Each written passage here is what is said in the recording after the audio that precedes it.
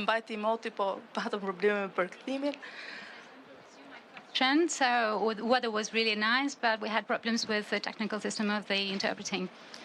Aleksandar Vučić duket sikur e ka bërë zgjedhjen e tij dhe ka zgjedhur Rusin, duke qenë edhe sot në Kinë për krah Vladimir Putin.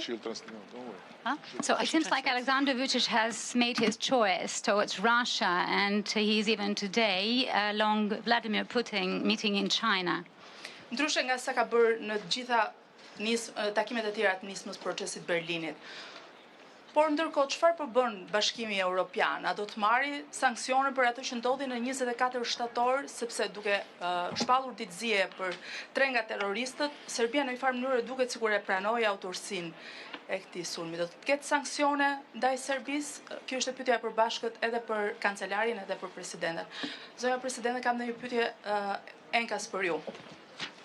Nuk e di nëse So actually, it seems like today Mr. Vučić made a different choice, but nonetheless, I would like to go back to the events of the 24th of September.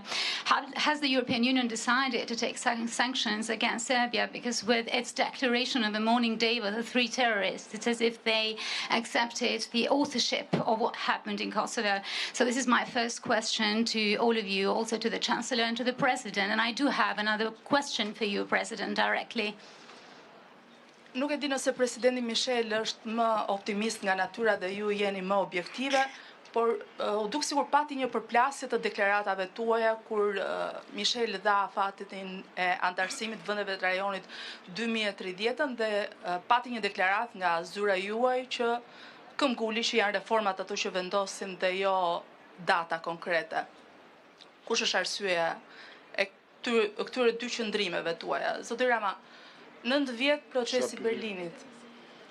So actually, my question is related to your statements of today and the statement of the Council President Charles Michel. It seems like between you two, he is the most optimistic one and you are the more objective one, since he declared actually a certain timeline for the membership, for 2030, for the membership of the countries, whereas your office actually, after that statement, said that it is reforms, the ones that decide such a membership or accession. So I would like to ask you, what's the reason for this two different standings between the you two?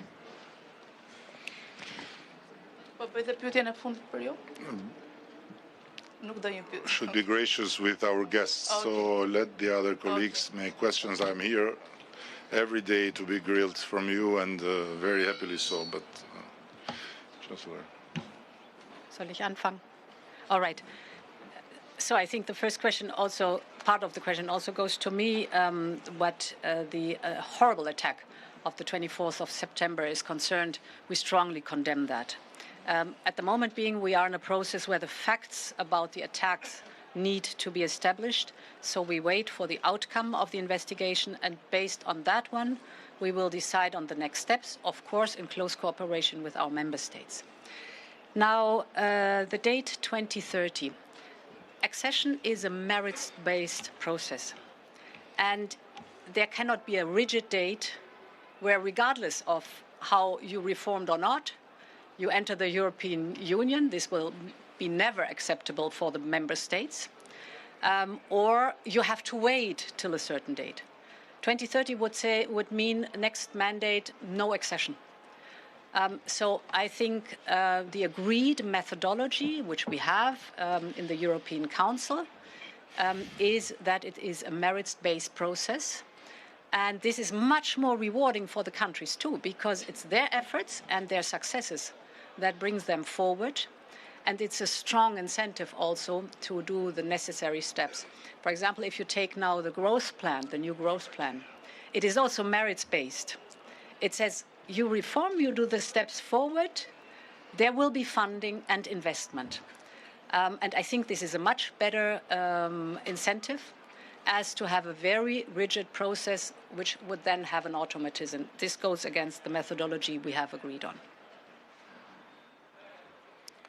So